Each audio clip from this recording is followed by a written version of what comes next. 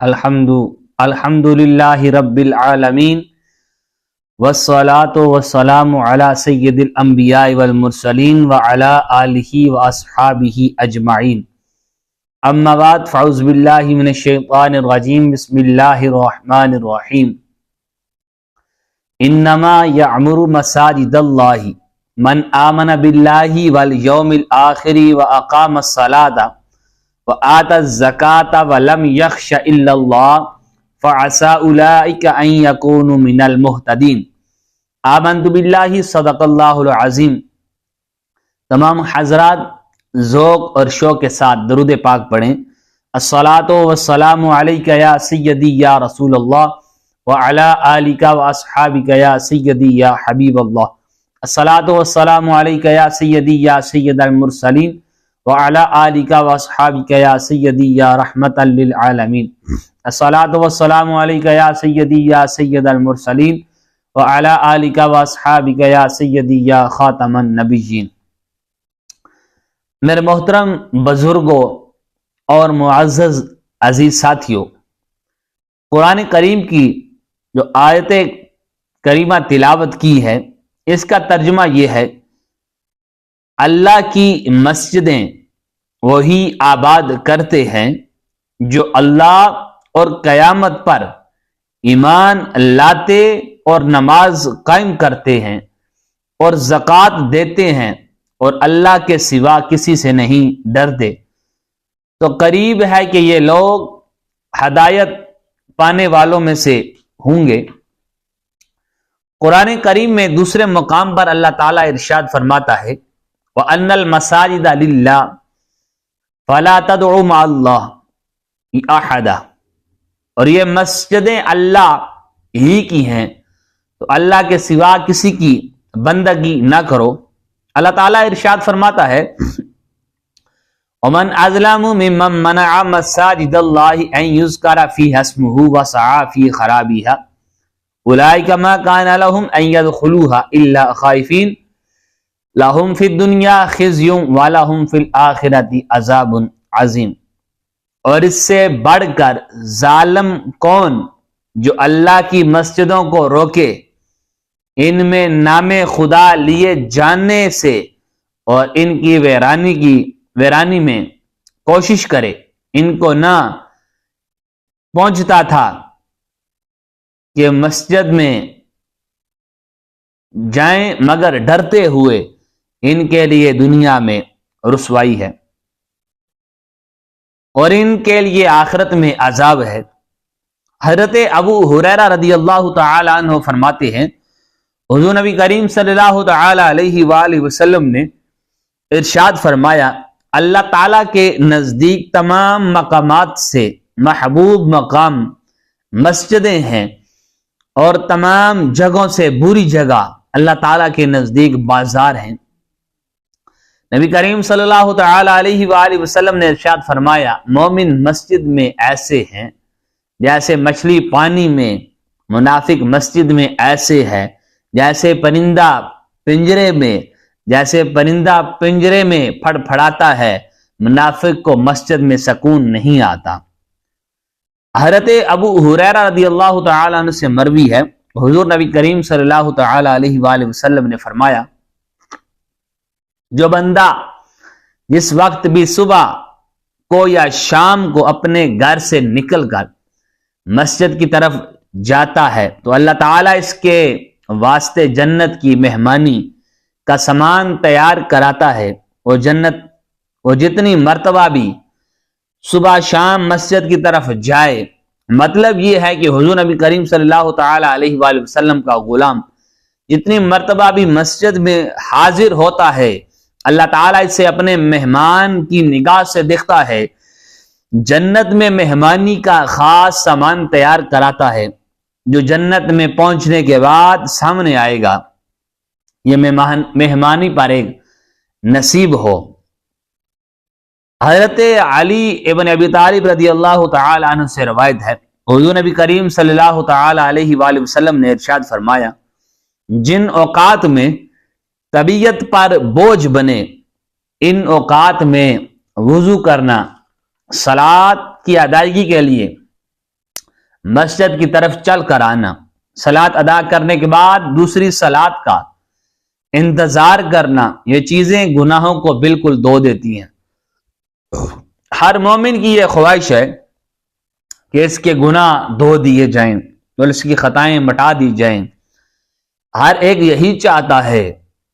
یہ اس وقت ممکن ہے جب ہم مسجد کا رخ کریں، مسجد کو، مساجد کو آباد کریں، اس معبود برحق کی عبادت کریں۔ حضرت ابو ہریرہ رضی اللہ تعالی عنہ سے مروی ہے، حضور نبی کریم صلی اللہ تعالی علیہ وآلہ وسلم نے فرمایا، جب تم جنت کے باغوں میں جایا کرو تو وہاں خوب پھل کھایا کرو۔ آپ سے پوچھا گیا، یا رسول اللہ صلی اللہ تعالی وسلم، دنیا میں جنت کے باغ کہاں ہے؟ آپ نے فرمایا، مسجدیں جنت کے باغ ہیں۔ پھر پوچھا گیا، یا رسول اللہ صلی اللہ تعالی علیہ وسلم، میوہ کھانا کیا ہے؟ یعنی ان میوے میں کس طرح کھائیں گے؟ آپ نے فرمایا، سبحان اللہ والحمد للہ ولا الہ الا اللہ واللہ اکبر کا پڑھنا۔ مساجد کو جنت کے باغ اس لیے کہا گیا ہے کہ ان میں اللہ کی عبادت کرنا، اللہ کا ذکر کرنا، نماز پڑھنا جنت کے حاصل ہونے کا سبب ہے۔ حضور نبی کریم صلی اللہ تعالی علیہ وآلہ وسلم نے ارشاد فرمایا، جب تم دیکھو کسی آدمی کو کہ وہ مسجدوں میں آنے جانے کا عادی ہے تو اس کے ایمان کی گواہی دے دو۔ اللہ عز و جل کا ارشاد ہے، مسجدوں کو وہی آباد کرتے ہیں جو اللہ اور قیامت پر ایمان لاتے ہیں۔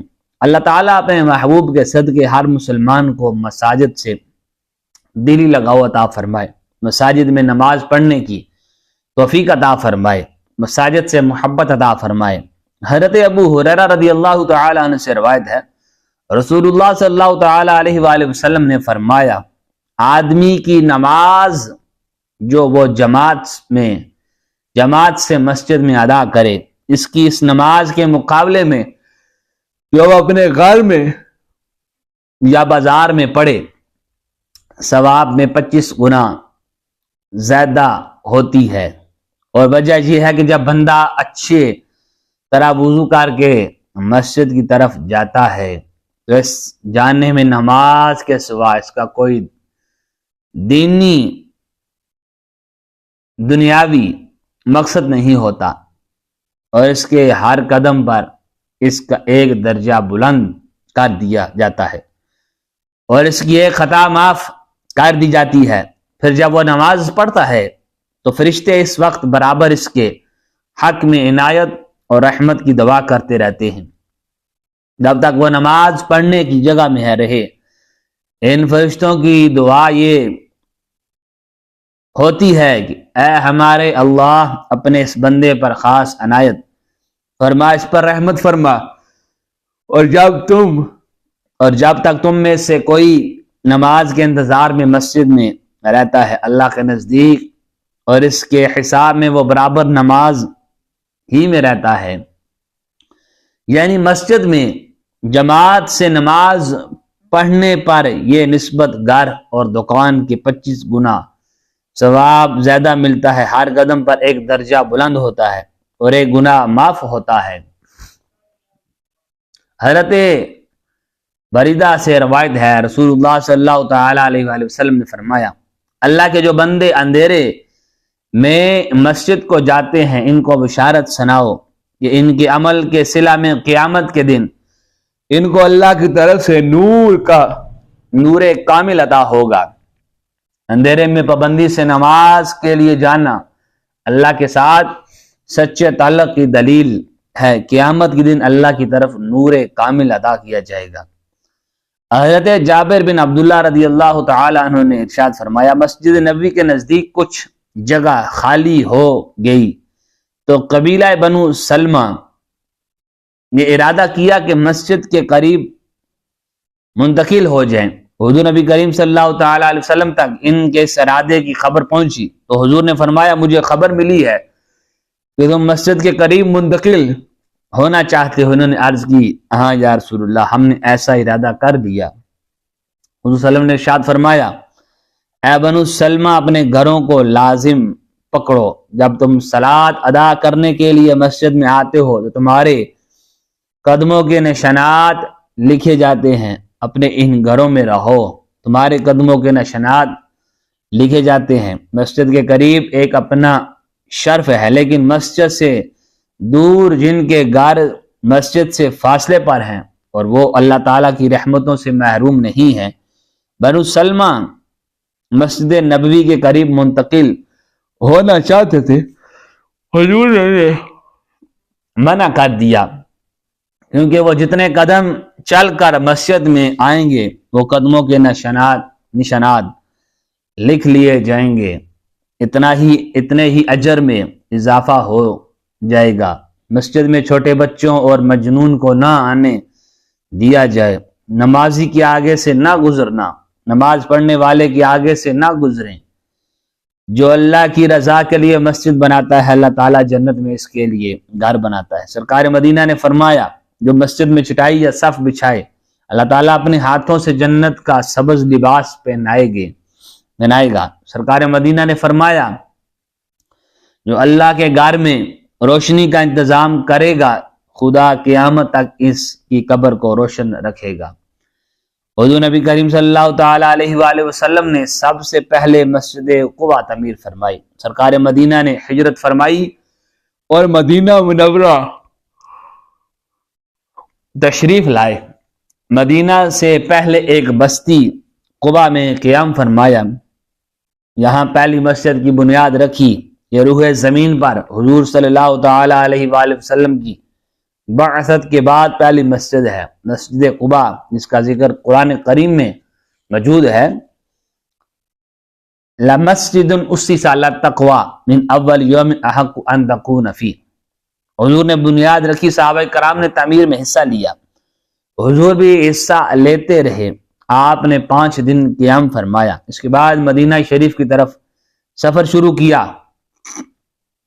مدینہ تقریباً 3 میل کے فاصلے پر ہے۔ قباء سے جمعہ المبارک کا دن تھا، سفر شروع ہوا تو جمعہ کے وقت رستے میں ہو گیا تو رستے میں جمعہ پڑھ لیا۔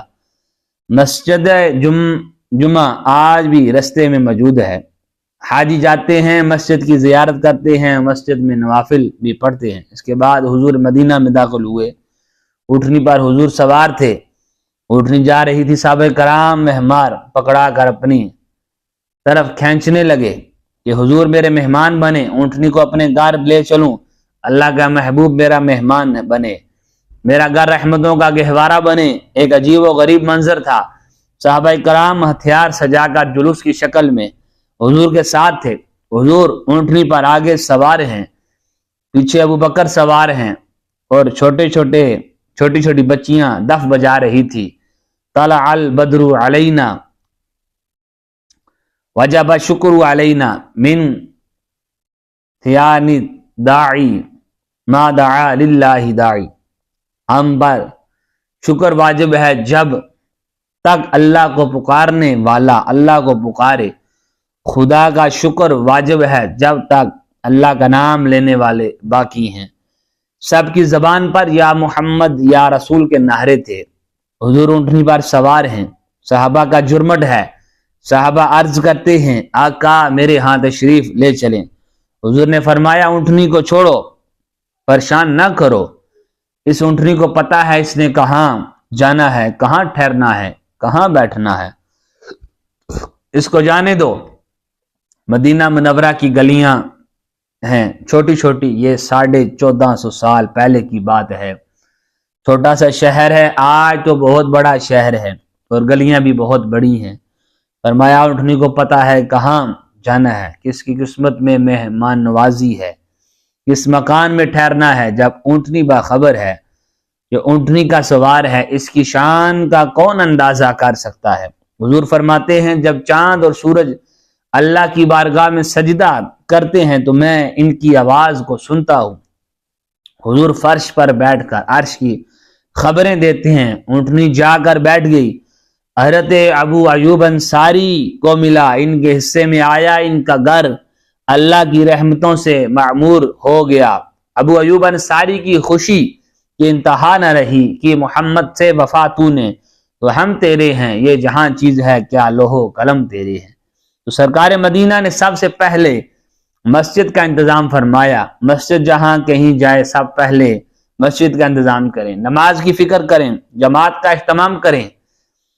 آج جہاں مسجد نبوی ہے اسی جگہ کو حضور نے خریدا، حضرت ابوبکر نے پیسہ دیا، کتنا برکت پیسہ ہے، آج بھی مدینہ مسجد نبوی میں موجود ہے اور قیامت تک موجود رہے گا اور وسیع ہو رہی ہے، وسیع ہوتی رہے گی۔ اصل جگہ موجود ہے جس میں ریاض الجنہ موجود ہے، جنت کی کیاری جس میں منبر رسول ہے، جس میں روضہ رسول ہے۔ مسجدیں بن رہی تھی، صحابہ کرام مٹی ڈھو رہے تھے، حضور بھی ان کے ساتھ شامل تھے۔ مسجد بنانا، اس کو آباد کرنا، یہ حضور کی سنت ہے۔